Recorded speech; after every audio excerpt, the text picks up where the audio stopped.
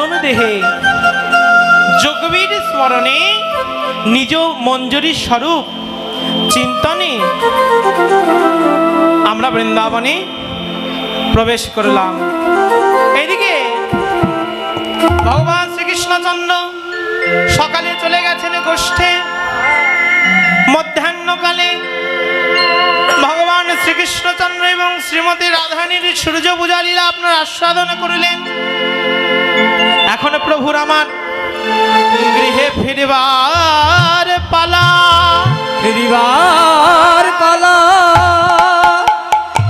প্রভুর আমার গৃহে ফিরবার পালা। এবার কৃষ্ণ সকল সখাগণ সহ সবাই মিলে কি করছেন? সবাই মিলে বিনোদ খেলা খেলছেন। বিনোদ খেলা খেলতে খেলতে এইদিকে গোধূলি লগ্ন এসে উপস্থিত। বেলা অবসানে কাল। বেলা অবসানে কালে এবার ভগবান শ্রীকৃষ্ণচন্দ্র কি করিলেন? শ্রীরামকে এবং সুদামকে ডেকে বলছেন, কি বলছেন? বলছে এবার পাল জর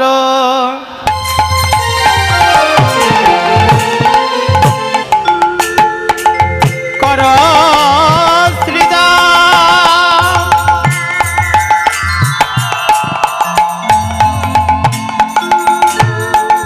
এবার সামনে নাও সিংহা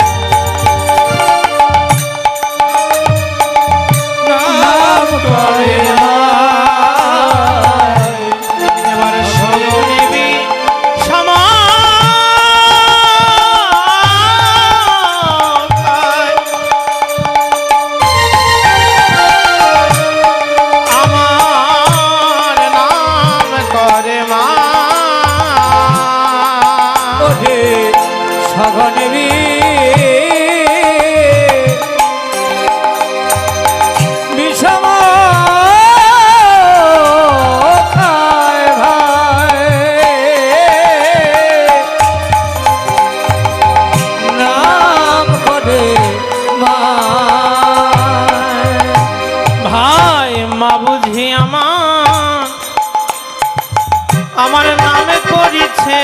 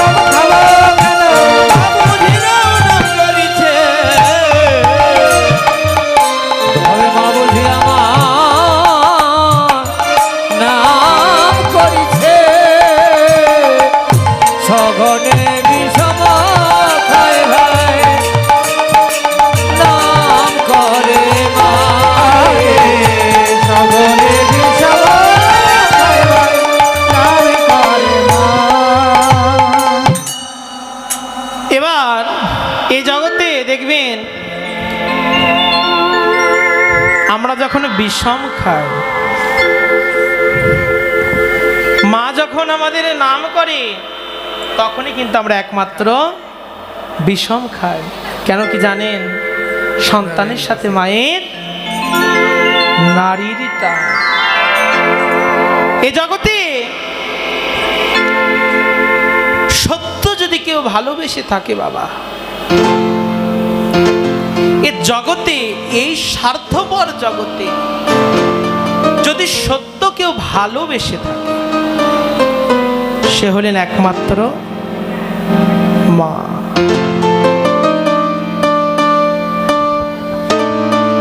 এই জগতে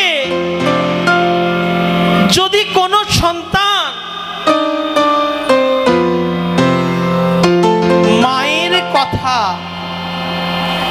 সঠিকভাবে শুনে চলে, তাহলে এই জন্মে, এই জগতে, এই জীবনে তার কোনো দিন খারাপ হতে পারে না। লিখিত, লিখিত বাবা। হ্যাঁ, এমন সময় হয়তো মা এমন কথা বলবেন যা আমাদের সময়ের বিপরীত। হয়তো আমাদের মনে সেই কথাখানা ভালো লাগলো না, আমাদের মনটা বলল যে মা এটা উল্টা কেন বলছে। কিন্তু সত্যি কথা জানেন, এই যে আমি ব্যাসাসন, অর্থাৎ কীর্তনের আসনটাকে তো ব্যাসাসন বলা হয়, এই ব্যাসাসনে দাঁড়িয়ে থেকে বলছি, আমার মায়ের কথা আমি যতদিন অমান্য করেছি, আমার মায়ের কথা আমি যতদিন অবাধ্য হয়েছি, আমার ততবার ক্ষতি হয়েছে। আমার ততবার ক্ষতি হয়েছে বাবা। সত্যি কথা। এই জন্য আমি যদি কোনো সিদ্ধান্ত নিতে যাই, দেখুন কীর্তনের মাঝেও কিছু পার্সোনাল কথা, কিছু নিজস্ব কথা চলে আসছে, বলি বলে, যদি আমি নিজে কিছু জীবনের সিদ্ধান্ত নিতে যাই, সর্বপ্রথম আমি আমার মাকে জানাই। কেন জানেন? আমার মা আমাকে যেটা বলবেন সেটা আমার শিরোধার্য। কারণ এতে আমার মঙ্গল হবে হবে, এটা আমি নিশ্চিত। এতে আমার মঙ্গল হবেই হবে, এটা আমি নিশ্চিত। সেটা আমার ভালো লাগার কথা হতে পারে বা আমার মনের বিরুদ্ধে কথাও হতে পারে। এই যে আসরে উঠেছি, আসরে উঠবার আগে আমার মাকে আগে একটি ফোন করেছি, মা আমি আসরে উঠলাম, আমাকে আশীর্বাদ করো। তো সত্যি কথা বলতে কি জানেন, এই জগতে, এই ভক্তি জগতে মায়ের গুরুত্ব বড় অপরিসীম, পিতা মাতার গুরুত্ব বড় অপরিসীম বাবা।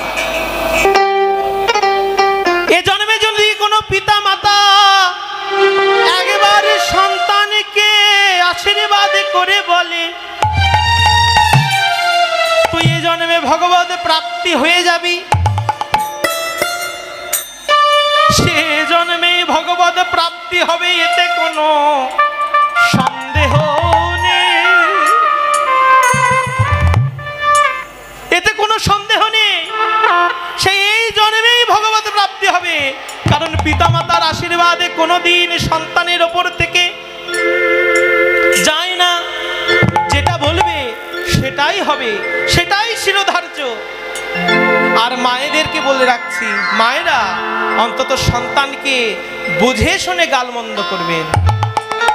কারণ মায়ের মুখ দিয়ে যেটি একবার বের হয়ে যাবে সেটা সন্তানের জীবনে লাগবেই লাগবে। সে আপনি রাগান্বিত হয়েই বলুন আর ভালো মন মাইন্ডেই বলুন, সেটা যেটাই বলুন আপনি।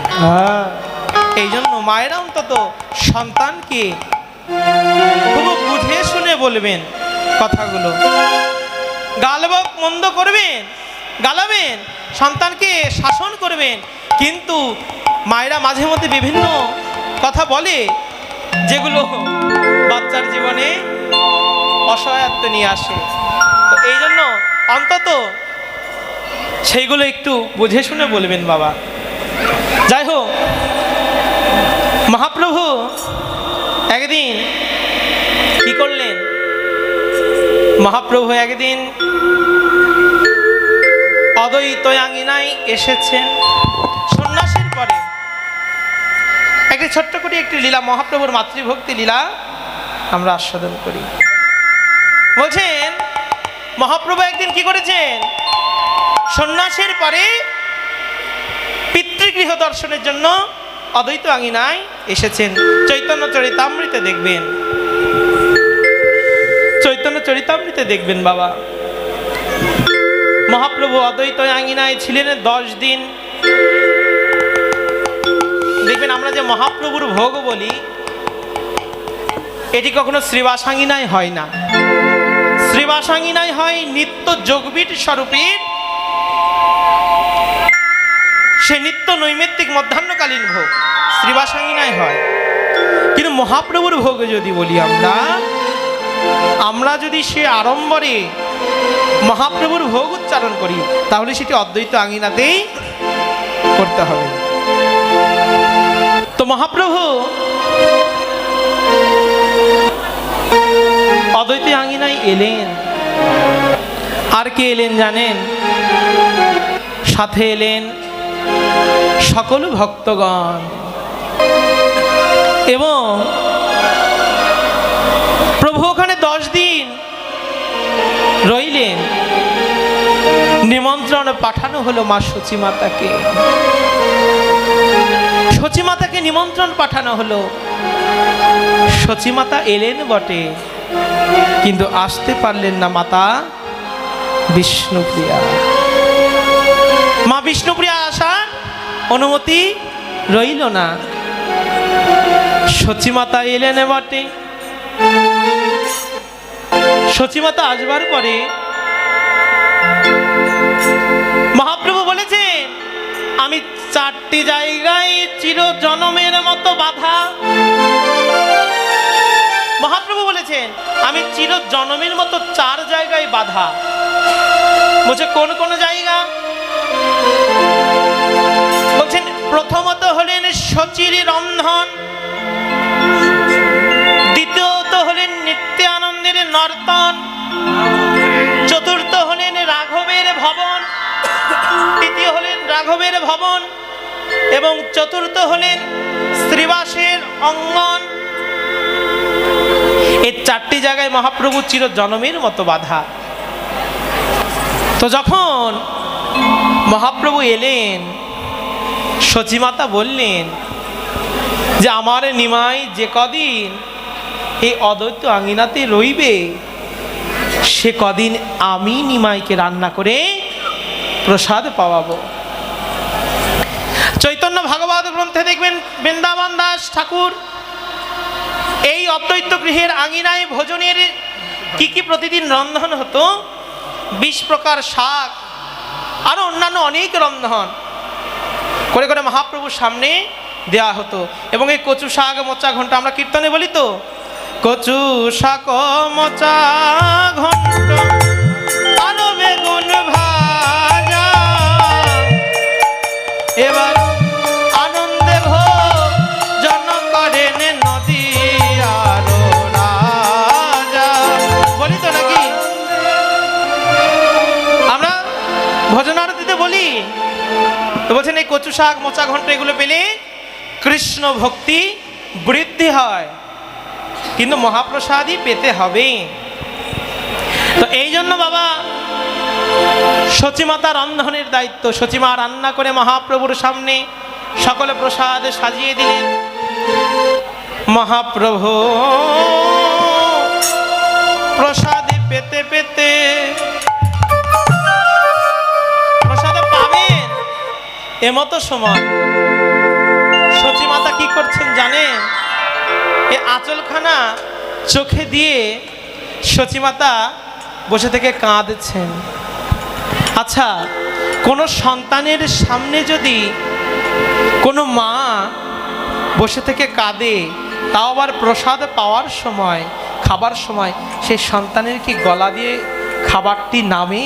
সে যদি সুসন্তান হয় নামে? কখনো কিন্তু নামে না বাবা। তো মহাপ্রভু হলেন মাতৃভক্ত শিরোমণি। প্রভু আমার মাকে বলছেন, মা গো, মা, ও মা, তুমি কাঁদছ কেন মা? তখন সচী মাতা বলেছেন, নিমাই রে নিমাই, তোর দাদা বিশ্বরূপ আমাকে ছেড়ে চলে গেলেন। তোর পিতা জগন্নাথ মিশ্র আমাকে ছেড়ে চলে গেলেন। বাবা নিমাই, তুই একমাত্র আমার সহায় সম্বল ছিলি। নিমাই রে নিমাই, তুইও আমাকে ছেড়ে চলে গেলি বাবা, তুইও আমাকে ছেড়ে চলে গেলি। নিমাই, জানিস এই নদিয়াবাসী কেউ আমার সঙ্গে মেশে না। সবাই বলে এই সচী মাতার সঙ্গে যদি আমরা মিশি, আমাদের সন্তানও চলে যাবে এই জগৎ ছেড়ে, এই সংসার ছেড়ে চলে যাবে। বাবা, কেউ নদিয়াবাসী আমার সঙ্গে মেশে না। মহাপ্রভু কি বললেন জানে? মহাপ্রভু বলছেন, মা গো,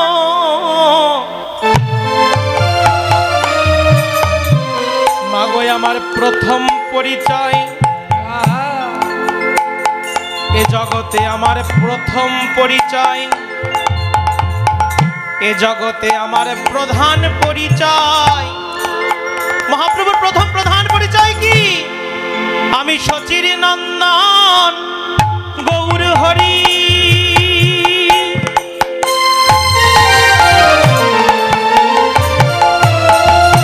যদি কোনো জীব একবার হা সচি নন্দন গৌর হরি বলে,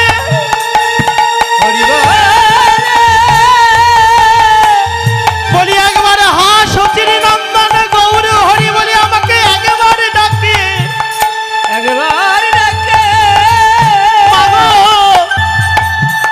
আমি তার জন্মে জন্মে দাস হয়ে যা, দাস হয়ে যা,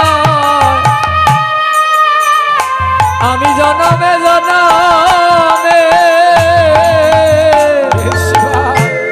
তার দাস হয়ে যায়।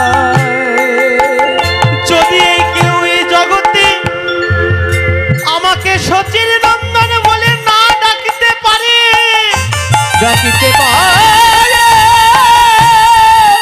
তবে যদি কেউ একবার হা সচি বলে ডাকে, সচি বলে ডাকে, আমি জন্মে জন্মে তার চরণে দাস হয়ে যাই গো, চরণে দাস হয়ে যাই গো। তাই তোমরা মায়ের প্রাণে কে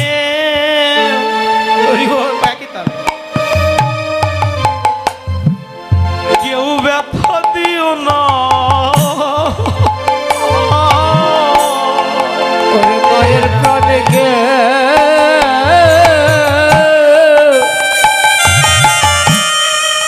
ব্যথা দিও না। এ জগৎ মাকা দিলে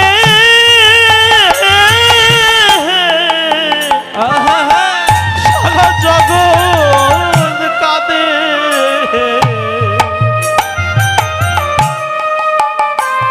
তোমরা মায়ের পরাণে কেউ ব্যথা দিও না। ওরে মাকা দিলে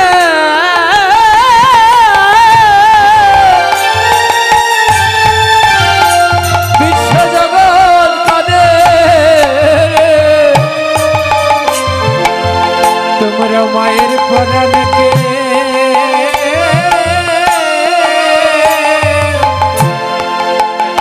কেউ ব্যথা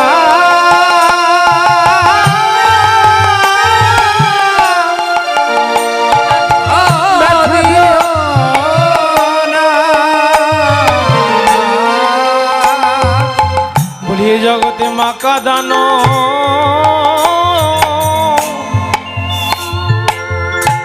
ওগো ভালো নয় গো জগতে মাকাদান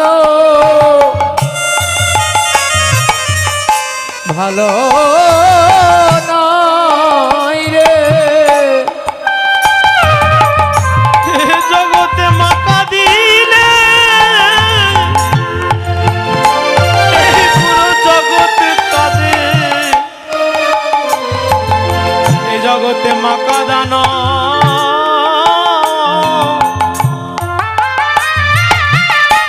ভালো নয় গো জগতে মাকা দিলে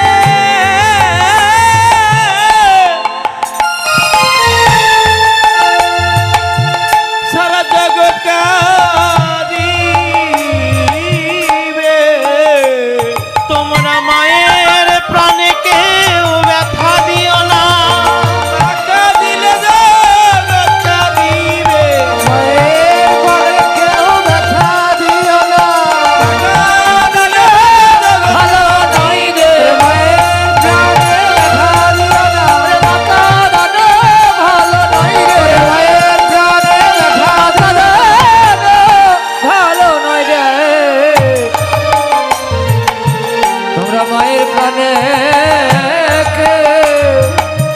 ব্যথা দিও না এবার সঘনে সম ভাই নাম করে মা সঘনে বিষয় নাম করে মা বলি আজি মাঠে আমাদের বিলম্ব দেখিয়া আজি মাঠে আমাদের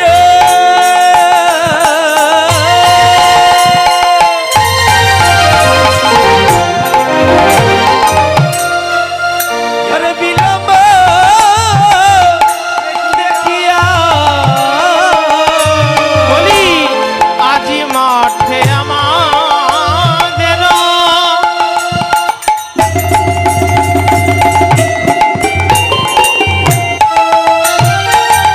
বলি বিলম্ব দেখিয়া আজ মাঠে আমাদের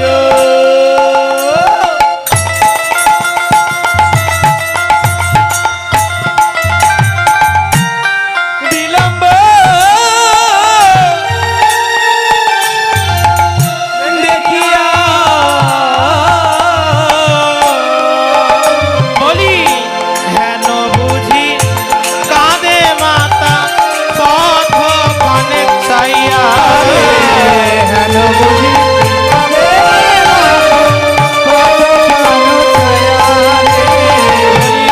হেন বুঝি কাঁদে মাতা পথ পানে চাইয়া বুঝি কানে মাতা পানে ছায়া ওরে শ্রীরাম এবার বেলি অবসান হইল চলো গৃহে যায় আবার বেলিয়া ছানা হলো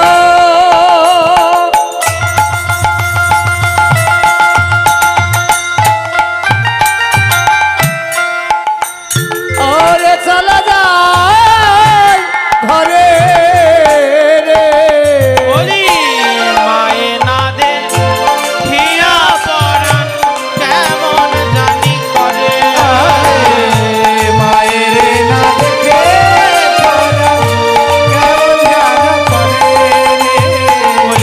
মায়ে না দে হিয়া পরাণ কেমন জানি করে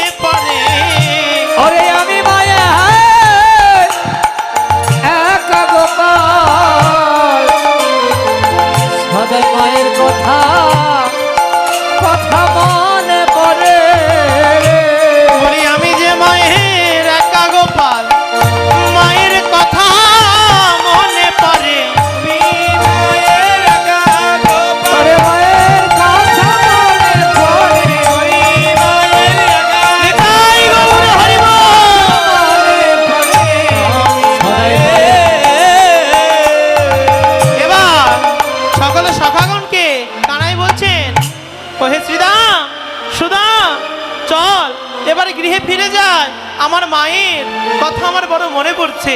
আমার মা বুঝি পথপানে চেয়ে গোপাল গোপাল বলে কাঁদছে। এবার কি করছেন? পদকর্তা এক পাশে দাঁড়িয়ে বলছেন, বল রাম দাস কহে কানায়ের ওরে বল রাম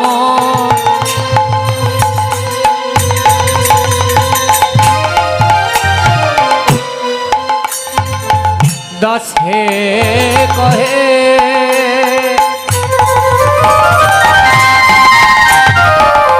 শুনে কানায়ের বলি সকলরা খালো মাঝে পরে উত্তর আর সকলরা খালো মাঝে করে তর এ বল রাম দাস বলে কানায়ের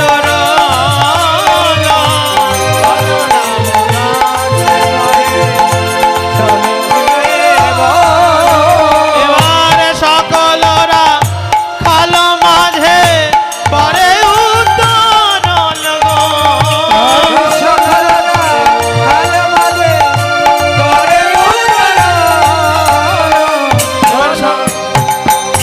বলো রামে দাসায় কহে শুনি কানের